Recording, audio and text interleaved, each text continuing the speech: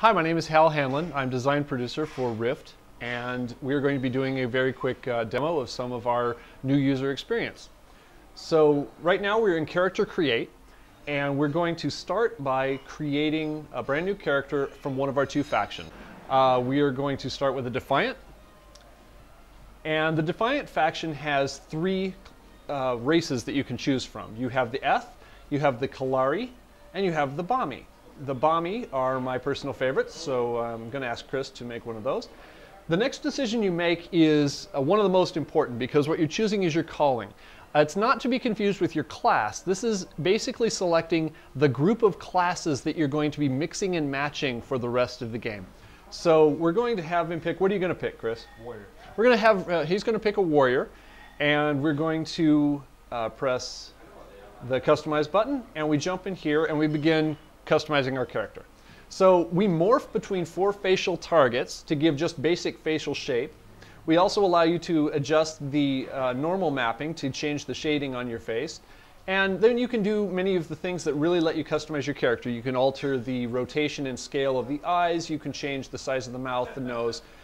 Hit random a few times if you will, and you can get a sense of a huge amount of differentiation that you can get from playing this character. And pick someone you like, and let's give him a name, and let's jump into the game. We couldn't stop them. Without Ascended, we just weren't strong enough. I wasn't strong enough. The Guardians branded us heretics, destroyed our machines, and left us helpless against what was coming.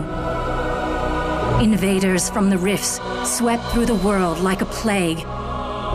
They crushed the Guardians, and then all of Talara fell before them. In their wake came the most ancient of evils. Yeah, escape out. So what you learn through the course of the the Defiant new user experience is that you are ascended. You have been given life and the ability to equip multiple souls into this one body. This makes you incredibly powerful relative to a normal civilian. So you begin your experience inside of the Life Foundry, and the first thing we teach you, after we teach you some of the basics about movement and about character controls, is about the soul that you're going to start the game with. Now, this is an important decision because it will give you your first few abilities to level through the first few levels of the game, but it's not a final decision because eventually you will have more than enough souls to start mixing and matching. But for the short term, we teach you about what this particular soul is going to let you do, and we give you, since we're giving you a choice between 3 at the beginning, we let you very quickly talk to some NPCs, read some about the background of the soul, and then see a very quick demonstration of what kind of combat the soul is going to give you. Then we run up. He's going to finish talking to the 3rd NPC and introducing himself to the 3rd type of soul. This particular one lets you sap life out of your enemy and restore it to yourself, which is one of my favorites. And then he's going to go talk to the quest completer NPC, and this being his first quest, this is where he's actually going to choose his first soul.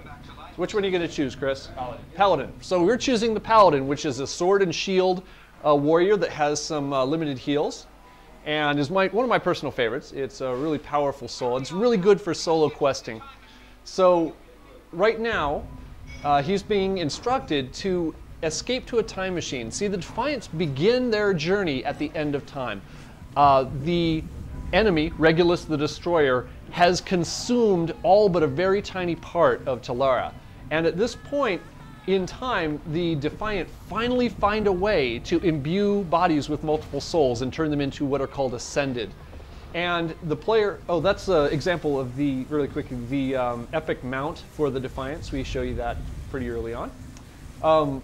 By being able to equip multiple souls, the player is incredibly powerful and able to really customize his or her gameplay to the scenario that they're in.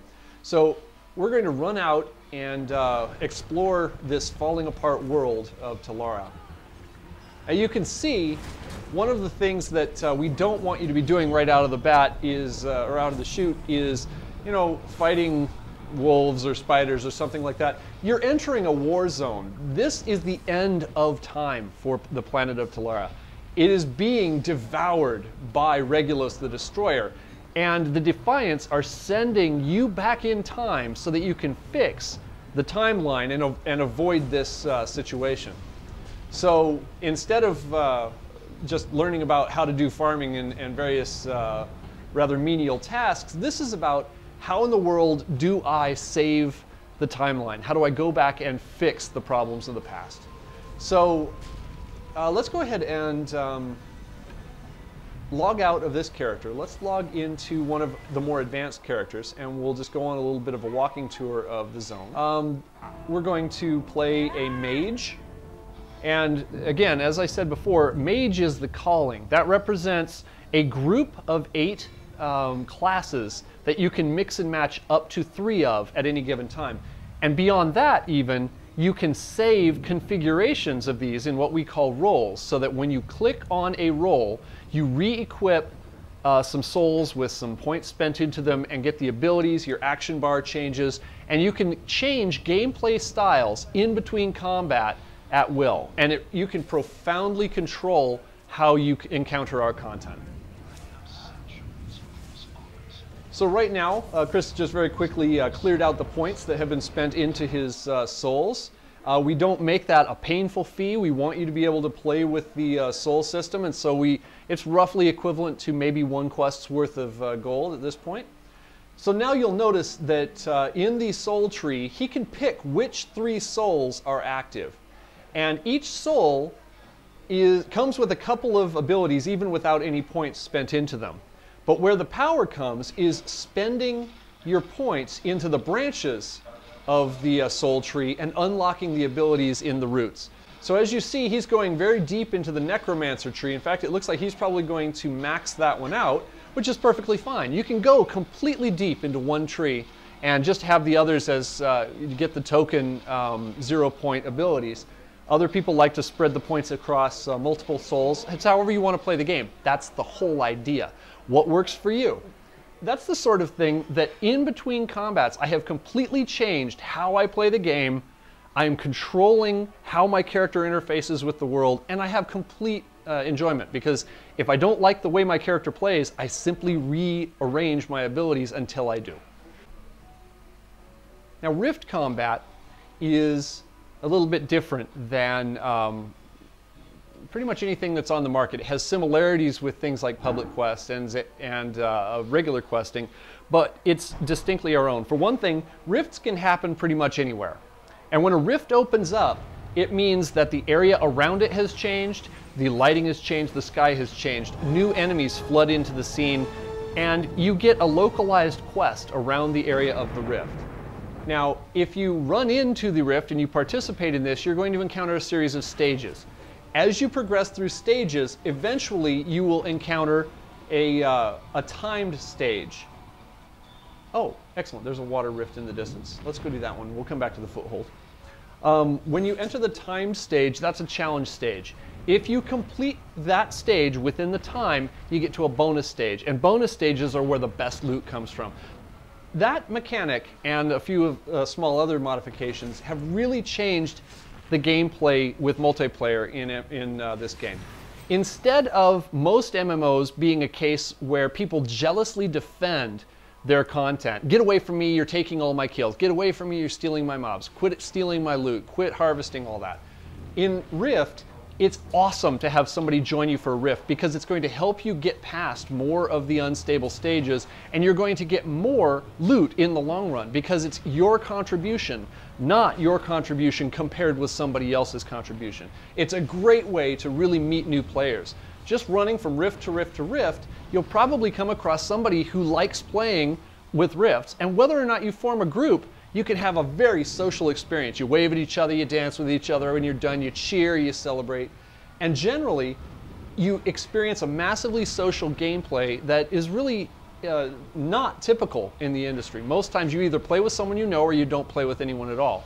And in this case, even if you don't group up, you have an opportunity to have some great multiplayer fun. So if, in the course of enjoying the game, people are not closing rifts, what happens is invasions form. An invasion is a lieutenant or a general that with some mobs storms across the countryside, killing everything in the way or dying in the process until they get to an important quest location. Maybe it's a quest hub, maybe it's a merchant center, maybe it's a crafting training center, and then they try to kill them. Now, the NPCs in our world fight back. Sometimes they win, sometimes they lose.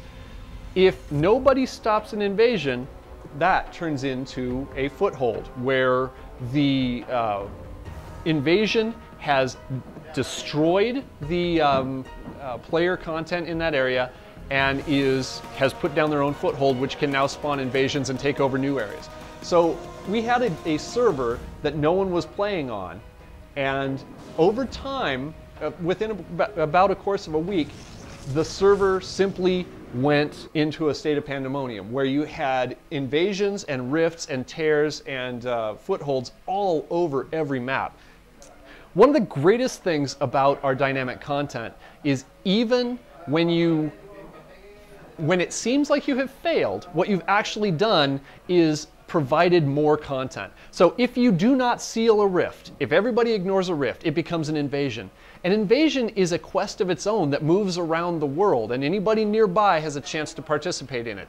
If no one defeats the invasion, it becomes a foothold, which is spawning more monsters to defend itself and more invasions to take over new locations. It's more gameplay. So if you succeed, you get experience points and payoff. If you fail, you get other opportunities for experience points and payoff.